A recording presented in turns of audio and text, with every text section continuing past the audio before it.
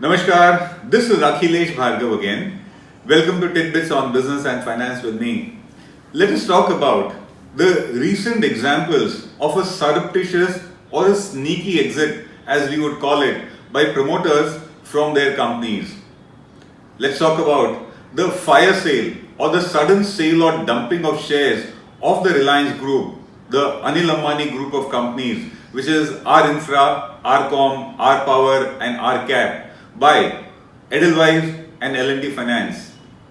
The fact remains is that Anil Ambani, by pledging most of his shareholding in these companies, had raised used loans from these NBFCs, and it was for his failure to comply with the terms of lending, which is repayment of the amount borrowed as per the contracted dates of payment, servicing of the loans, and his failure to replenish security.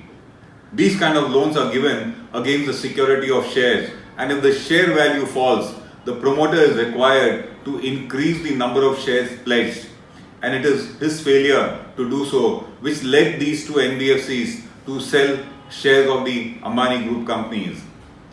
This failure of Anil Ambani to be able to service loans and repay loans as per the terms of contract has to do with the poor performance of his companies, which is also reflected in their eroded market capitalization.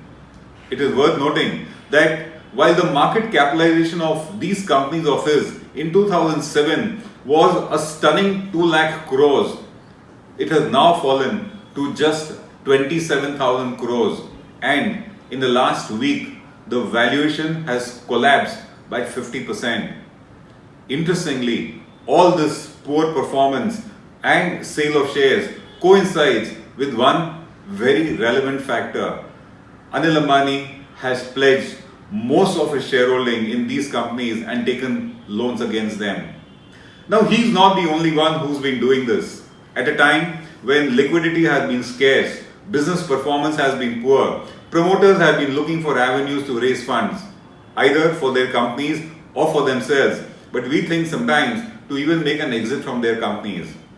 They pledge their shareholding with NBFCs or mutual funds, raise loans, and many a times it is seen they are not able to repay those loans, and the NBFCs or the mutual funds end up selling their shares.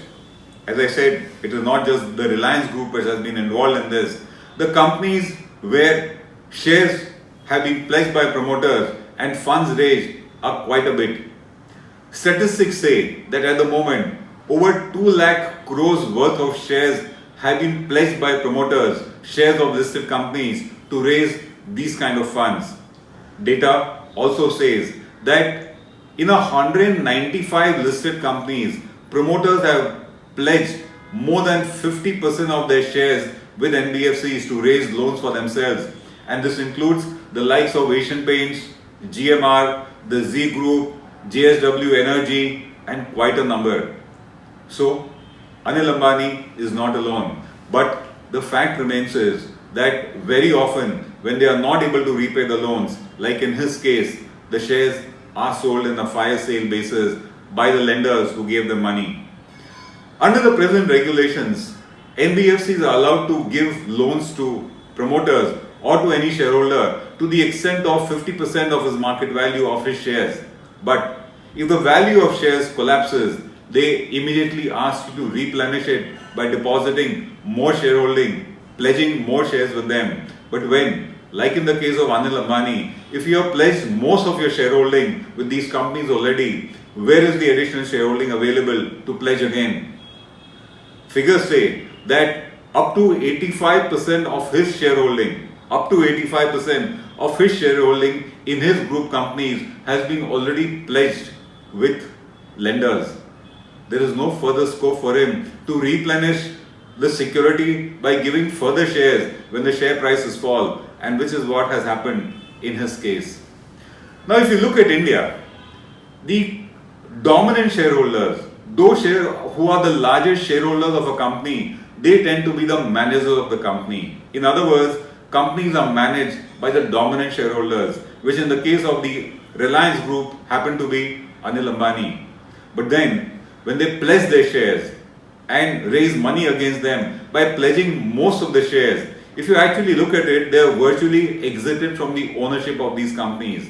And when they default and the shares are finally sold off, that is proved. So those promoters who have pledged and taken loans against most of their shareholdings, in a way, have stealthily exited from their companies. And since in India, it is the dominant shareholder which is expected to and is allowed to be the manager of the company, they are actually due to exit also from those companies. They are truly not really the true owners of those companies. Another thing that indicates when they pledge these shares and raise loans for themselves, it indicates lack of their own confidence in their own companies. Why should they not be asked to exit?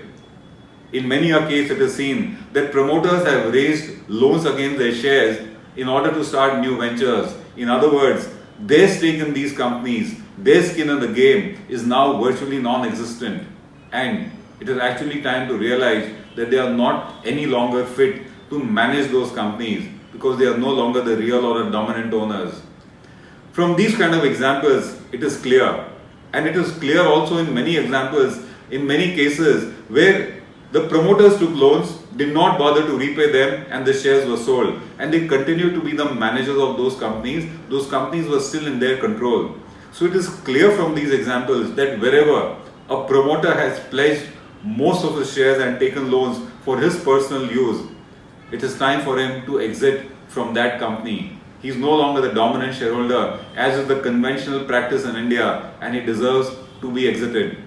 The likes of SEBI actually need to take note of this, and whenever they notice that the promoters have pledged most of their shares, they must insist that there is a change of management in order to protect shareholder wealth. Because if they don't do that, once the owner has exited, he really doesn't care for the company, and shareholder wealth will deplete rapidly, as we saw in the case of the Reliance Group, RCom, R Power, R Infra and R Cap, where in a matter of a week, the prices of their shares have collapsed by over 50%. Probably Anil Ambani did not lose much because he had already pledged his shares and taken loans. But the ones who lost the most are the ordinary shareholders of the company. It is time for SEBI to realize that this kind of a situation is actually a stealthy or a sneaky exit for the promoter from his own entity. This is Akhilesh Bhargav signing off till we meet again. Namaskar.